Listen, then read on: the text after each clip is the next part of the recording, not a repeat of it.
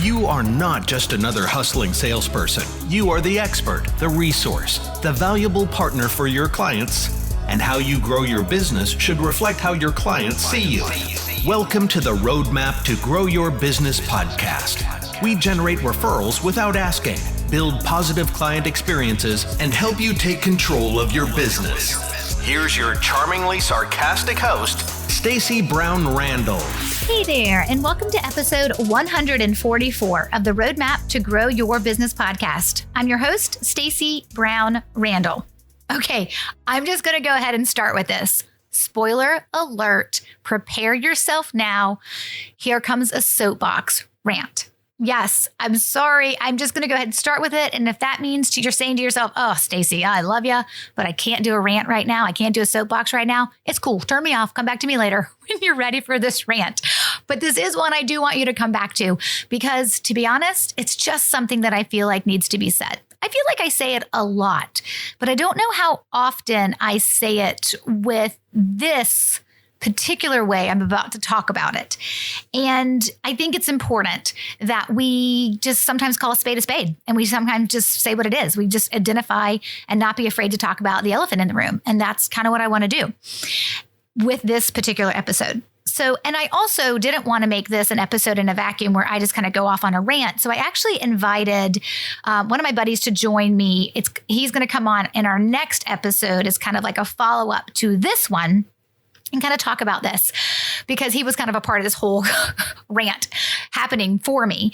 And I always thought it's always good to get somebody else's perspective. And I would say he's probably I'd say he's a little bit more level-headed than I am about these things. I get really fired up about things. I'm sure you guys know I do. I have a lot of passion for what I teach and for what I believe because I don't just have a lot of passion because I'm like, yeah, I got a lot of passion. I've got a lot of passion because I ultimately know at the end of the day, I get to see my students have results when they do the things that I teach them. And so we've got the results to back up all this passion. And so I do get a little bent out of shape sometimes about different things that I see with how people talk about referrals out in the marketplace still to this day. And it does drive me bonkers. It probably shouldn't after all these years, but it still does. And I think that means that that's just why I'm so passionate and fired up about helping my students have the success they have, because I know every day a student has success, I get to like say nana nanny boo boo to everybody else who says it can't happen. And I'm like, haha, look at all these people who are having success in a different way when it comes to referrals. And so of course that's, probably one of the main things that drives me. So I'm going to do this soapbox rant. And then I'm going to bring on a buddy in the next episode, and we're going to have a much more level-headed discussion about this. So I hope you enjoy these two episodes.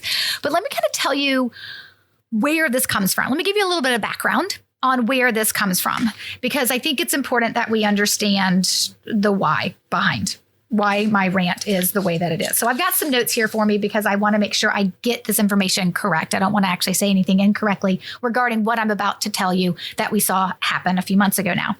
But here's my thing. It's 2021. And I still think there are some things that are just very, very wrong, even in 2021, still happening today in 2021 with how referrals are taught, how they're handled, how they're discussed, how people teach others how to get more of them. I'm not talking about the asking advice. I mean, guys, we talked that one to death. I'm actually not talking about that today. But what I'm talking about is the perspective that people have on their place in the referral relationship. And it drives me bonkers. So people talk about the place they hold within the referral relationship. And I personally think it does more damage than good when it comes to actually having people want to refer you. But it's advice that's like people sell, like people share. And again, guys, the majority of you listening to this are business owners. We know we've been through the marketing programs, right? We've done the sales training. We know that we're supposed to attract those that are supposed to be attracted to us, and we're supposed to repel the clients who are never supposed to work with us. Like that is a yin and a yang to marketing and sales and prospecting that's supposed to exist. So I recognize that some of this is people putting their stake in the ground and saying, hey, if you like this, then I'm going to attract the right clients that want to work with me. And if you don't like this, I'm going to repel it. It's the same thing with me. I get it. I totally get it. But what I struggle with is how we talk about the other parties and how we talk about the other people that are involved within these relationships and regarding trying to get referrals from people. Now, let me give you the backstory, of course, so this actually makes a little bit more sense because I don't want to confuse you in this as to where all my self-righteous anger is coming from, right? So let me give you a little bit of the background. So lots of great discussions happen on LinkedIn. It's a great platform. It's not for everybody. I mean, not everybody needs to be on LinkedIn. If your clients are on Instagram or they're on Clubhouse, oh, God save me, because I'm not yet on there and everybody keeps telling me I have to and I just don't wanna. But your clients could be on Clubhouse. Your clients could be on Instagram. Your clients could be on Facebook. Your clients could be on Twitter, right? Your potential clients. So I think you need to show up wherever your clients are. LinkedIn is a good place where my clients are. So it's a place where I show up. Probably not as well as I need to, but it's a place that I show up and I like participating or sometimes just lurking and watching the conversations and discussions that happen around referrals when people are talking about this. So I have a buddy, his name is Jordan. You're going to meet him in the next episode, but I have a buddy named Jordan and he has this incredible LinkedIn strategy where he posts something, I think it's every day. And it's not just here's an article or this is so funny or, double click to see what the answer is. I'm not talking about those kind of stuff. It's thoughtful questions that he's asking to start a discussion. And lots of times I get tagged in those discussions because he's talking about referrals. And Jordan is amazing at always saying, hey, this comes from Stacy. Here's what she says. Here's what I believe. What do you think? And so, every once in a while that'll happen. Right? Sometimes, a couple times a month or whatever, I'll pop up and I'll see that I'm tagged in one of his. And I always just kind of go in. Sometimes I join into the conversation and sometimes I'm just like a fly on the wall, kind of watching it all happen. And he posted something about referrals. And there was a gentleman who I'm not going to name, but there was a gentleman that went in and commented on his post. And I'll tell you, it kind of lit a crazy fire under me, which is the whole reason for this episode. And he says, and again, I'm not going to name this person, so I'm just going to call him Guy because that way I don't accidentally use the wrong name and then accidentally use his right name because that would be terrible. Okay, so we're just going to call him Guy. So Guy post, this is all about not asking for referrals and focusing on the relationship, right? All the stuff that I teach. And so Guy post, you must be a giver and a helper first. And I'm like, oh, I like Guy. Yeah, you got to be a helper and a giver, right? No. We're about to take a sad change. We're about to take a sad turn. So this is what Guy says. You must be a giver and a helper first. But here's a different spin that I've found. If you don't ask, you don't get to test people out. Okay. If you've been listening to this podcast for any length of time, you know that words matter to me. I have an entire module in my program that talks about language and the referral seed formula and our intentions in which we provide that language. So language like this matters. Everything, though, let's be honest, context is lost in social media. So I don't actually know how he truly meant it. But the way I read it, as you can imagine, I'm bringing my lens, right? I'm bringing my perspective, my filter, not necessarily fair. It's just what's happening. And of course, you can imagine 14 bells and whistles went off. And I was like, test them? What? We testing people now? Now, how could he have meant that? Lots of different ways, right? I talk about when you think you have somebody that you want to refer you, that you need to cultivate a relationship with them and see if they will. And if they do, great. And if they don't, they won't. And then you just got to move on. I think in some cases you could take that advice and be like, well, Stacey, you're basically testing them out. Okay. Used with a different tone, a different context. That would make sense to me, but not in the sense in which this is written. But here's a different spin that I found. If you don't ask, you don't get to test people out. If I'm developing referral sources, wouldn't it be helpful to know if someone has the mindset, network, and time management skills to follow through on your behalf? Without knowing this, you could be giving quality introductions to the wrong people. That being said, people referring you without asking is certainly a nice to have, used in quotes. You may hear that and you may think, what's the big deal? I hear that, I read that, and then I just speak it out loud to you guys, and I see lots of things wrong. And what I see wrong in this is that a referral relationship actually isn't always a win-win. Sometimes your referral source refers to you and you can't refer back to them. They're not always win-wins in that way. And if we define a win-win like that, like sometimes people refer to you because they know you can help people and they come across people who need your help. And that's why they refer to you. Because remember, the referral source isn't about you. It's about them helping someone that they know. Remember, we just went through this in the episode prior in episode 143.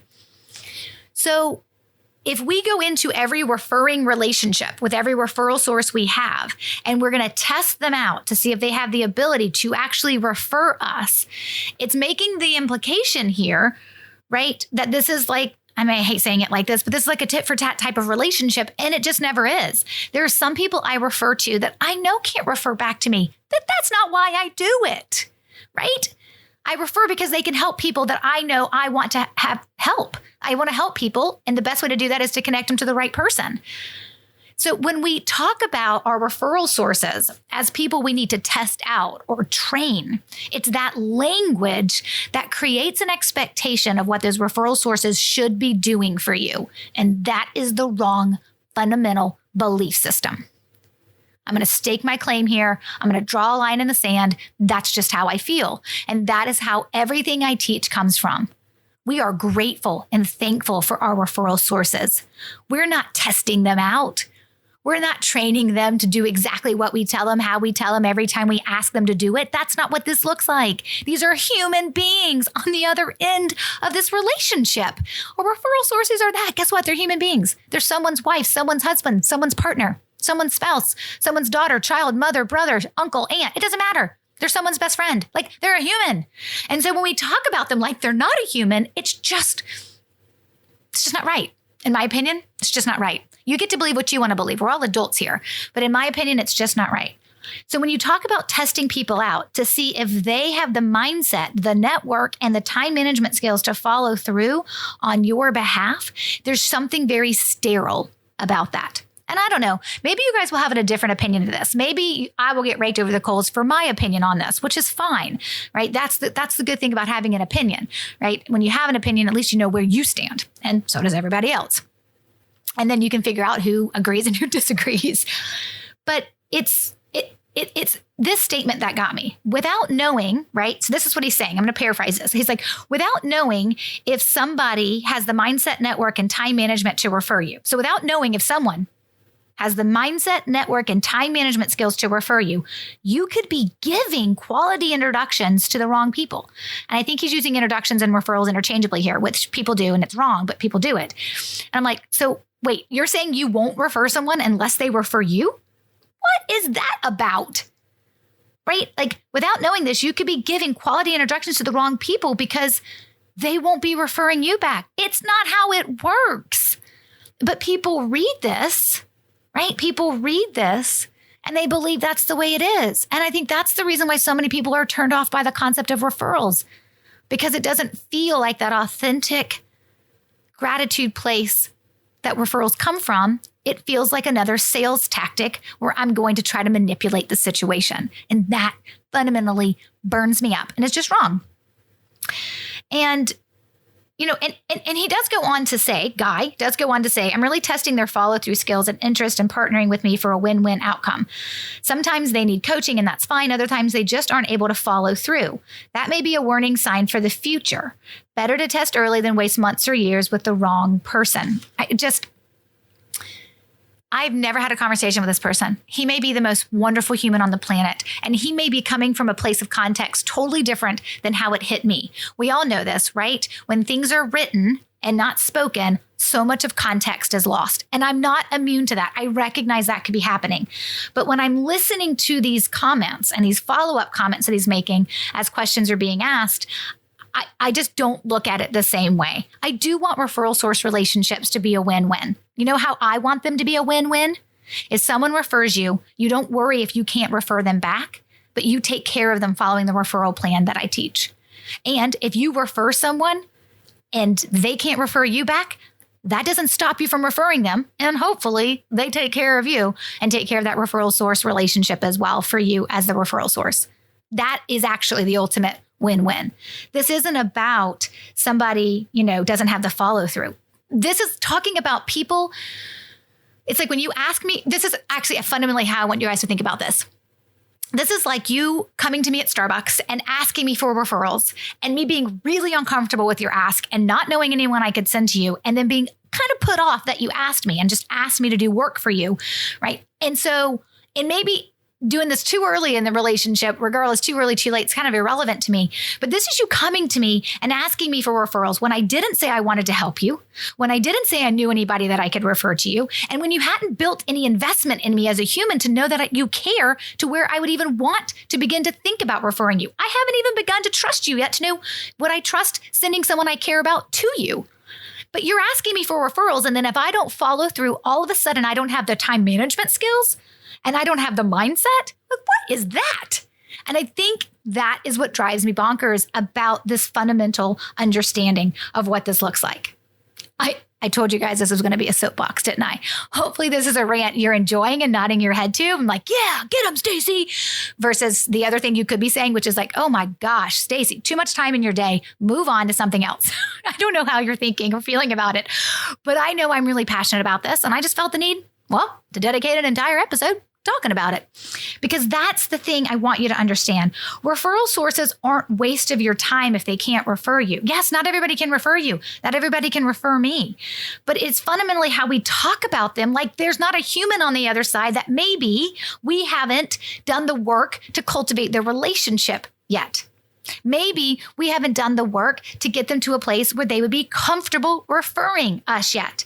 And we're acting like I meet you and I'm judging you from the moment we first meet. And I'm trying to decide if you have the time management skills and the mindset and the willingness to refer me before I've even earned that right.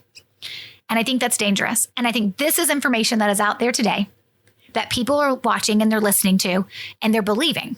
And they're saying, oh, well, if that's what it is. No. I am then not interested. I am not interested in generating referrals. And that's sad. And that makes me sad because anybody who works with me knows we do it completely different. There's a complete opposite process there. And I think that's important, right? So I think there's just danger in this way of thinking and teaching others. And I think it's just, in my personal opinion, it's a very tired approach that doesn't really mesh with how people want to be treated or want to treat people.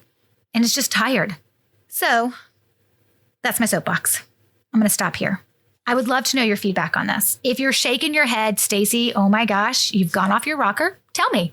If you're shaking your head, laughing because you found this enjoyable because you agree, but good. Tell me that too. Either way, I definitely want to hear from you. You guys know I want to hear from you. It's why I encourage you at the end of every episode to hop into our Referrals Without Asking Facebook group and tell me what you think. I know we're a collective mindset in there and we believe about generating referrals without asking, manipulation, paying, or being gimmicky. So I know we kind of all have that same thought process in the program and also within our free Facebook group, Referrals Without Asking, but we all have opinions too of what works and what doesn't work. And your opinion is just as valid as mine. So I definitely want to hear what you have to say. All right, folks, coming up next week, we're going to build on my soapbox rant, but don't worry, we're going to take a much more level-headed approach when I have Jordan come on in an interview. This is Jordan Ostroff, and he is an attorney, and he also has two companies, has a law firm, and of course, he does marketing for attorneys as well. So he's going to come on. It's all his fault anyway. He's the one who posted the post that got Guy to respond, that got me here doing a whole episode about it. I'm kidding, Jordan. But Jordan's going to come on and we're going to have a civil conversation. He's going to bring me down back to earth and looking at this from a good way. And I'm excited for you guys to hear from him. So he'll be up for episode 145 coming up next week. Okay, until then, my friends, you know what to do. Take control and grow your business. Bye for now. Thanks for listening to the Roadmap to Grow Your Business podcast. To access all resources and links mentioned in today's show and to connect with Stacey, head over to www.staceybrownrandall.com.